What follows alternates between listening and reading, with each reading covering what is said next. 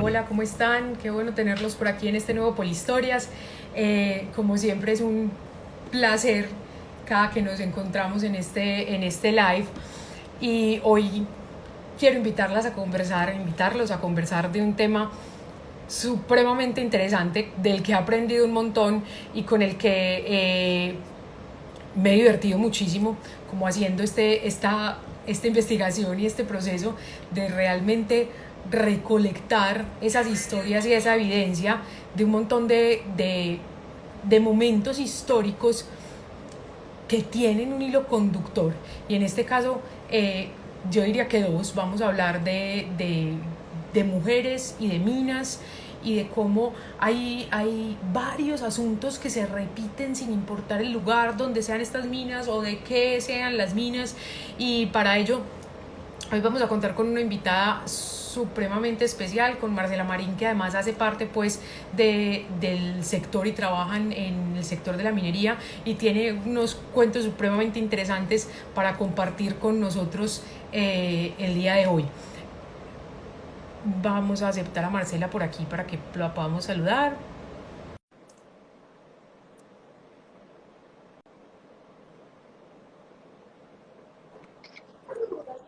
Hola Poli, ¿me escuchas? Perfecto, Marce, ¿cómo estás? Súper, ¿y tú? Muy bien. Bueno, bienvenida a este Polihistorias. Hoy vamos a empezar a contar el cuento para lejos. Estamos hablando de 1842 y les cuento que los respetados lectores del Morning Chronicle y el Times, en mayo de 1842, en plena época victoriana, se van a levantar con unos reportes perturbadores sobre mujeres usando pantalones y trabajando sin camisa en las minas de carbón. Pues imagínense esto en plena época de la moral victoriana, en donde había unos códigos morales supremamente rígidos y estrechos. Esto hay que decirlo, de dientes para afuera. Otra cosa funcionaba de puertas cerradas. Y esto era, digamos, considerado como mínimo un asunto absolutamente inmoral. Pero este boom que se creó en la prensa, digamos que no daba cuenta del todo de lo que era la situación real de las mujeres, de la minería, del trabajo infantil, de un montón de otras situaciones que fueron emergiendo en el proceso. Estas mujeres de las que hablaban, jalaban carros pesadísimos de carbón, amarradas con arneses y en unas condiciones infrahumanas. Pero el escándalo no eran las condiciones de trabajo ni las horas en las que pasaban jalando estos carros de carbón, ni si eran capaces con los carros de carbón o no.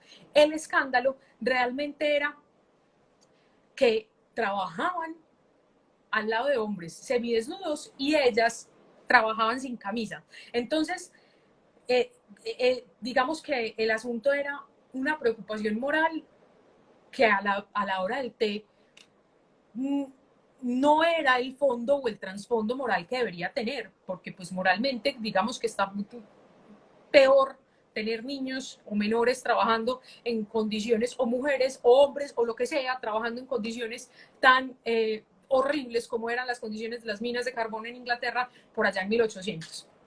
Digamos que la cobertura de los diarios fue supremamente sensacionalista, y creo que digamos que la sensualidad, y era una sensualidad muy ambigua de las ilustraciones y las fotografías que publicaron algunos medios, iban a alimentar cada vez más esa idea de que estas mujeres mineras habían sido corrompidas por sus contextos, y que su comportamiento era absolutamente inmoral, y que además por ende no iban a ser buen material para ser madres, ni esposas, ni nada. Para la época, digamos que la minería femenina ya estaba en entredicho por muchísimas razones. Unas morales, otras simplemente, digámoslo, del negocio. Por ejemplo, era que allí donde estaban empezando a aparecer estos primeros sindicatos, los sindicalistas y los trabajadores se daban cuenta que si restringían la mano de obra, iban a obtener mayor dinero por esa mano de obra. Entonces los trabajadores y los mineros empezaron a negarse a trabajar al lado de mujeres. Entonces así la mano de obra se iba a disminuir y a ellos les iban a pagar más, pero digamos que también había otra razón de corte moral, y es que esos mineros que se decían respetables y muchos de los dueños de las minas decían que el transporte y la extracción de carbón no era un trabajo aceptable para una mujer, porque de hecho muchos hombres, por las condiciones, por el calor, por el trabajo duro de la mina, trabajaban semidesnudas y las mujeres no debían exponerse, y semidesnudas es sin camisa. Ahorita Marcela les va a contar un detalle súper interesante sobre la ropa y el atuendo para los mineros. Y entonces las mujeres no debían estar expuestas a una situación que fuera, digamos, que propiciara su corrupción moral. Y entonces, oigan esto, muchos de esos mineros respetables, los dueños de las minas, decidían retirar a las niñas de su trabajo en la mina una vez llegaban a su adolescencia. 2 puntos con esto. El primero, pues no es más inmoral, vuelvo y les digo, tener niños trabajando que cuando llegan a su adolescencia los vamos a sacar del trabajo. Y segundo, y aquí hablo como profe y mamá de adolescente, yo creo que yo retiraría a las adolescentes más bien por ineficientes que porque estuvieran expuestas a corromperse moralmente. Creo que todo el que le haya dado órdenes a un adolescente se da cuenta que un poco difícil de que las cumplan, ¿cierto? Entonces, digamos que se ve claramente esa ambigüedad que les decía de la moral victoriana, en donde una cosa era lo que decían y otra cosa era lo que hacían, y todo lo que tuviera que ver con el cuerpo femenino estaba, digamos que moralmente mal visto, pero otras situaciones que hoy consideraríamos moralmente más complicadas no lo eran. Entonces, por eso esta charla se llama Mineras, un escándalo moral, porque alrededor de la presencia de la mujer en la minería en la historia ha habido toda esta cantidad, como un montón de escándalos, y cada vez aparecen cuentos y tienen una constante. Los medios, la cultura, el contexto les hace un boom gigantesco, y a la hora del té el rollo no es tan así. Entonces, casi como siempre, a pesar del furor de la prensa, las investigaciones en Inglaterra para ese entonces encontraron que esta situación de las mujeres trabajando topless solo sucedía en una mina de carbón, y que en la mina solo trabajaban 6 mujeres, y que lo hacían por el solo hecho de que adentro de los socavones era muy caliente, la temperatura era muy alta, y eso les permitía refrigerarse más. Entonces, o refrigerarse mejor. Entonces, además, quienes hicieron la investigación vieron que como resultado, o encontraron como resultado, que estas mujeres además eran moralmente muy correctas, que todas ellas iban a misa los domingos, es más, asistían a estudiar los domingos, entonces que una cosa no tenía pues mucho que ver con la otra. Pero digamos que los escándalos relacionados con las mujeres y las minas no solo han sido de orden moral, y no están por allá relegados a la época de la moral victoriana y al viejo continente. Les voy a hablar de otro caso que pasa en Zimbabue, que es un país también con una tradición minera y una industria floreciente en el sector, y es allí pues donde nos encontramos con otro escándalo que se vuelve casi que un mito, y es un mito que ahorita que Marcela les cuente un poco más, vemos que va a trascender fronteras y que va a ir de unos lugares a otros. Hay una mujer que se llamaba Dorcas Ganda, todos los días se va a levantar a las 6 de la mañana y va a caminar 3 kilómetros hasta la mina de oro que poseen ella y su esposo, y en la que ambos en un principio trabajaron hombro a hombro, pero que ahora ella se debe retirar de su trabajo directamente en la mina para controlar sus empleados hombres, que por demás está decir, han manifestado supremamente inconformes por tener que recibir órdenes de una mujer. Pero esta situación no siempre fue así, como les digo. Ganda debió retirarse de ese trabajo realmente buscando oro, porque sus compañeros mineros, cuando empezaron a contratar más mineros, decían que las mujeres en la mina traían mala suerte, que su menstruación las hacía impuras, y que por ende la tierra no les permitía encontrar los minerales. Esta concepción es una concepción realmente interesante y que se repite no solo en la minería como oficio, sino en otra cantidad de oficios. De hecho, hay mitos sobre las mujeres en los barcos, sobre las mujeres en otra cantidad de oficios que por tradición han sido masculinos, en donde se les ha considerado impuras por el hecho de menstruar, por el hecho de sangrar, y han sido relegadas absolutamente de estas labores. Entonces, esto tiene, digamos que, impactos muy complejos, porque, por ejemplo, en un país como Zimbabue, de cada 800 trabajadores en minería, solo 17 de ellas son mujeres, lo que va a dejar a una población femenina, digamos que sin acceso a uno de los sectores de mayor crecimiento en la economía de este país. Entonces hay también que preguntarnos, por otro lado, ya no tanto por el moral, sino por esa accesibilidad que le da el medio o abrir la puerta a que las mujeres hagan parte de este sector. Y por último, antes de darle paso a Marcela, les voy a contar otra historia que me ha parecido encantadora y que esta sí es un chisme de verdad. Y también va a estar relacionada con un escándalo moral y muy del lado de lo femenino. Es una mujer que se llama Pili Hussein en Tanzania, que decidió hacer fortuna en la minería, en este caso de piedras preciosas, enfrentándose a un grave problema, y es que a las mujeres no les estaba permitido trabajar en las minas. Entonces, imagínense la historia de esta mujer. Ella era una de los 38 hijos de su padre. Imagínense, sí, 38 hijos, con 6 mujeres diferentes, pero pues una de 38, uno es un cero a la izquierda. Si yo que tengo 2 hermanos a veces me sentía ignorada por mi mamá, imagínense uno con 37 hermanos. Entonces, ella decía que su padre la trataba como cualquiera otro de sus hermanos hombres y la obligaban a trabajar cuidando el ganado.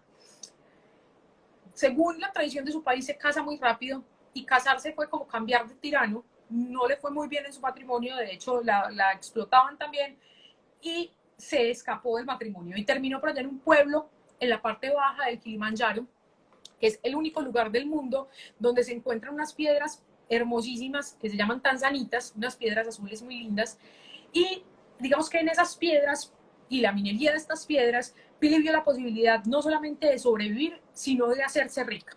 Así que, conociendo las restricciones, decide vestirse de hombre, hablar de manera soez, llevar un cuchillo al cinto y mostrarse tan fuerte como fuera posible, y trabaja en las minas la mayor cantidad de tiempo. Entonces es un trabajador que de manera incansable está 10 y 12 horas del día metido en la mina, iba más lejos y digamos que con mayor valor y seguramente con más ambición que muchos de sus compañeros hombres, y trabajaba, digámoslo, como se esperaba que cualquier hombre lo hiciera.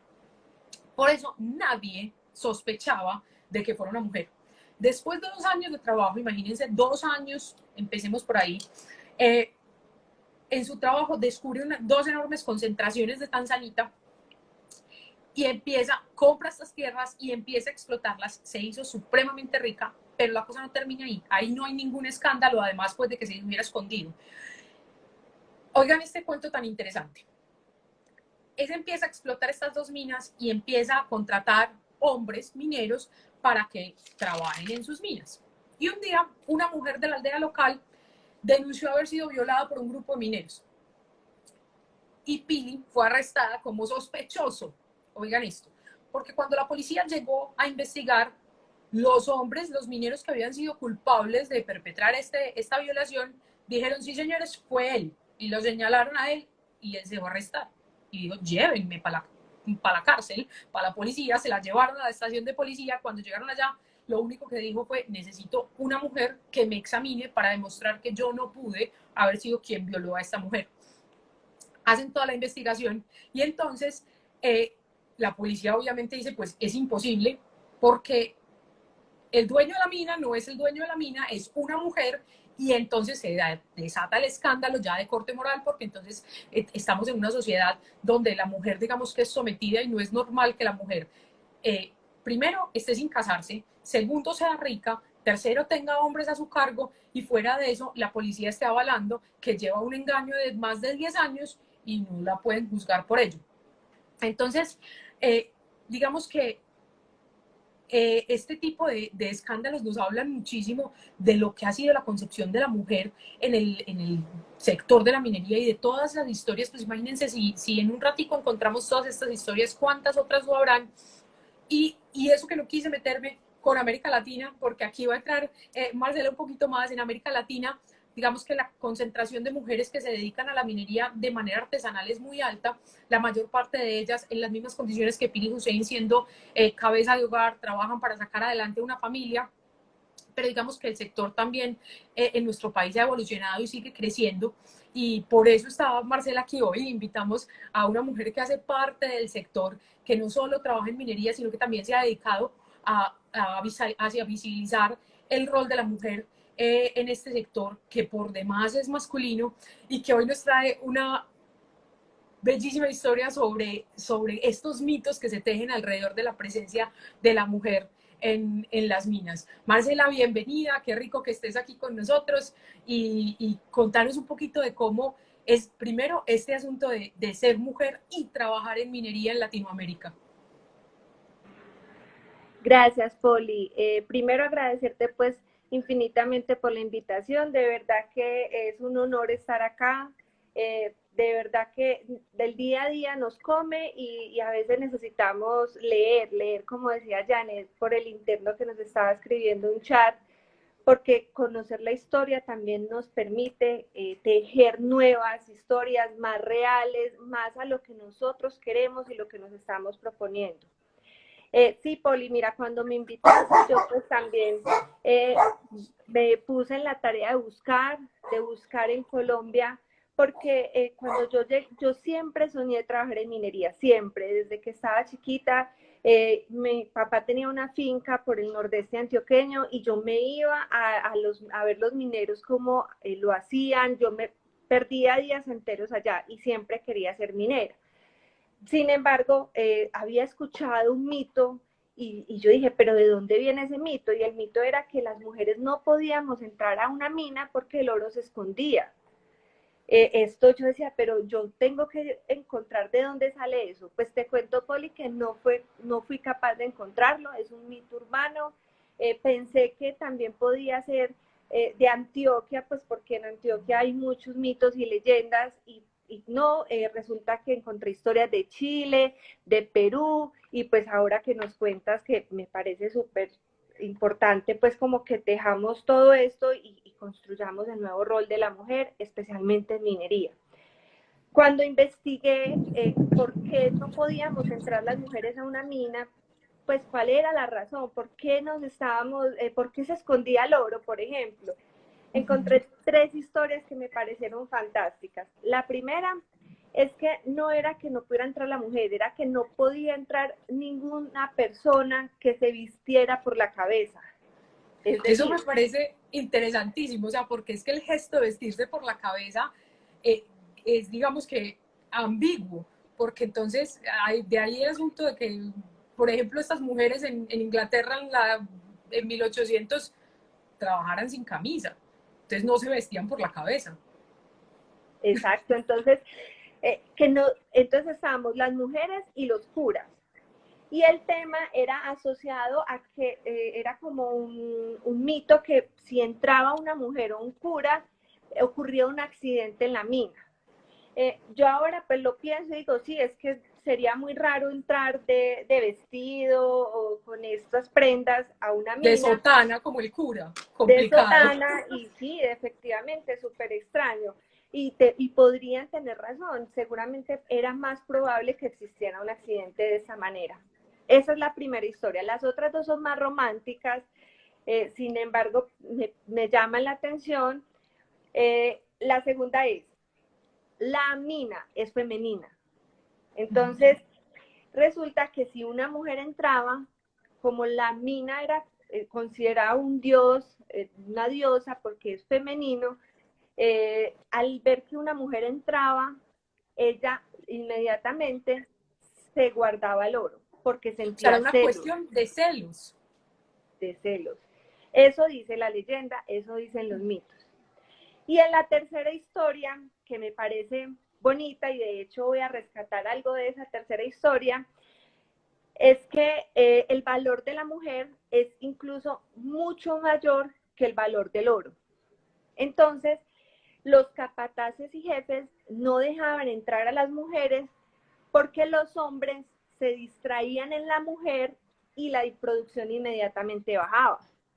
Entonces, ahí pues efectivamente todos los seres humanos valemos mucho más que el oro, pero existía ese mito con la mujer. Estas tres historias me parecieron muy interesantes y creo, Poli, que es un llamado también a que la mujer, pues yo quisiera como rescatar ese valor, esa tercera historia, para que nosotros como mujeres escribamos una historia diferente. que ahora que tenemos más oportunidades, que tenemos, por ejemplo, estos espacios que creo que son maravillosos, podamos escribir una historia diferente, ganar participación, que podamos, que no pongan en duda nuestra moral o nuestra ética por estar haciendo labores que normalmente han sido hechas por hombres. Incluso a dónde llega, Poli, como estos mitos, estos temas, que incluso acá en Colombia, solamente hasta el 2016, hubo una sentencia de la Corte donde se eliminó la restricción que tenía el Código Sustantivo de Trabajo para ciertas actividades que no debían o no podían ser contratadas con personas pues, con género femenino. O sea, había ciertos rangos en la industria que las mujeres no podían ocupar. Labores, más que rangos, son ciertas labores que no podríamos ocupar las mujeres, y solo hasta el 2016, Poli, o sea, eso es un dato que yo digo, es que el 2010, mi hijo menor nació en el 2015. Total. Es muy poco tiempo.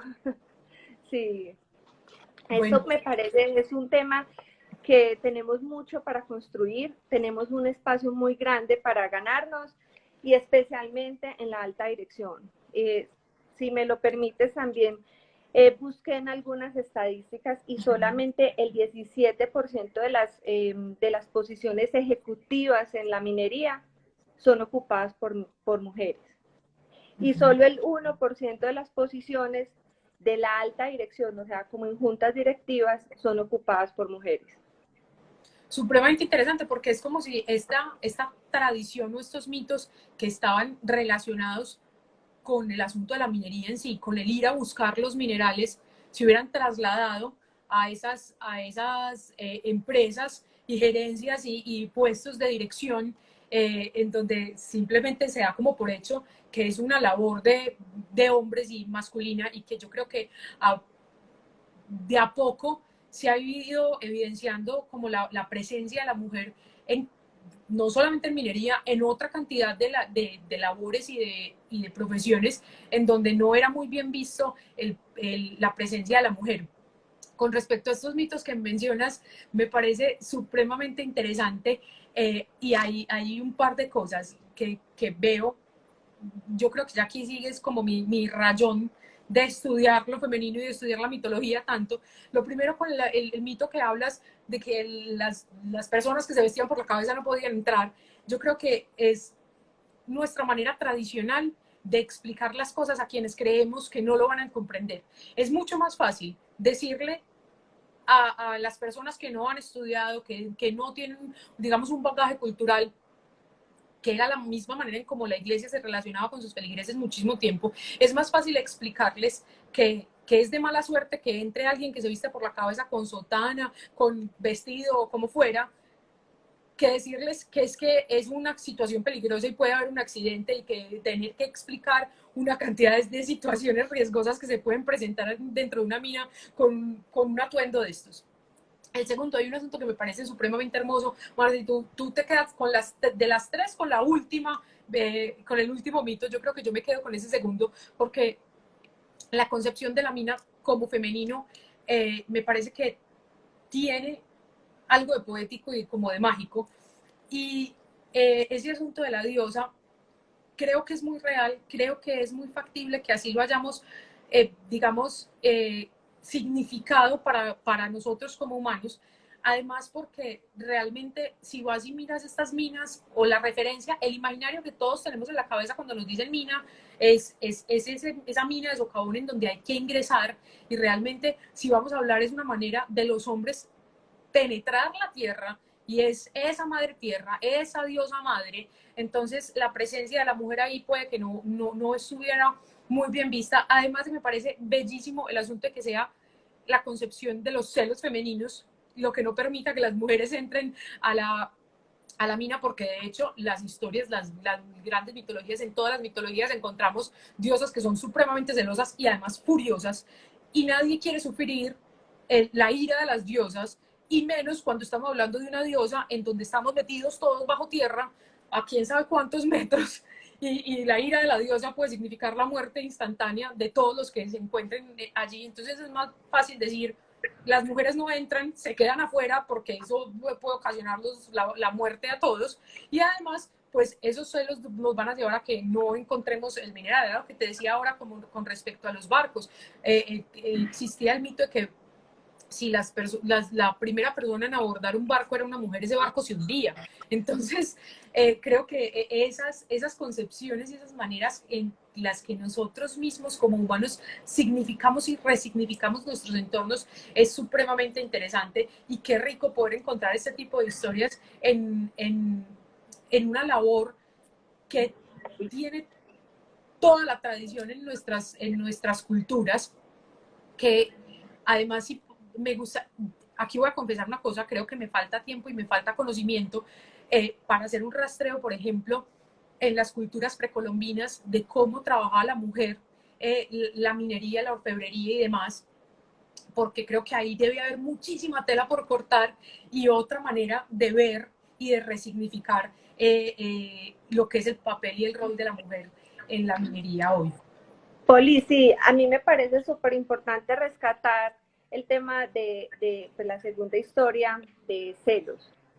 Yo creo que las mujeres tenemos que trascender en eso. Y porque las mismas trabas nos las ponemos nosotras mismas, como mujeres, entre nosotras mismas. Yo creo que tenemos que trabajar muy duro nosotras mismas, o sea, hacer como una autorreflexión y mirar cómo podemos apoyar, generar una red de apoyo entre nosotras y además sin desconocer el rol y el papel del hombre. No es un cuento de mujeres, es un cuento de todos, de ser humanos, vamos a sacarlo, vamos a lograrlo y necesitamos, cada uno tiene un propósito y un objetivo para lograr. Entonces, aquí hay espacio para todas, hay espacio para todos y nos tenemos es que desprender, porque naturalmente, pues todo el ser humano, mira que hablamos de dioses, o sea, no es algo raro, pero tenemos que generar un cerebro más consciente, a eliminar esos celos y a ver cómo nos ayudamos y cómo tejemos esa red de ayuda. Totalmente de acuerdo. Marcela, mil gracias por estar con nosotros aquí hoy. Qué rico todos los comentarios que hemos recibido en el chat. Qué bueno que nos hagan más preguntas, que nos dejen comentarios, que nos cuenten qué les pareció, que nos cuenten si tienen más ideas de temas de los que podamos hablar en Polihistorias. De nuevo, Marcela, mil gracias por acompañarnos y gracias a todos ustedes por estar aquí. No, Poli, a ti nuevamente mil gracias por la invitación. Te cuento que nosotros tenemos una red muy grande en minería, tenemos muchos grupos y cuentas con todas nosotras. Podemos tener más invitadas, o sea, historias para contar, aquí están todas. Entonces, delicioso, pues, mil gracias. y seguimos. Chao. Chao.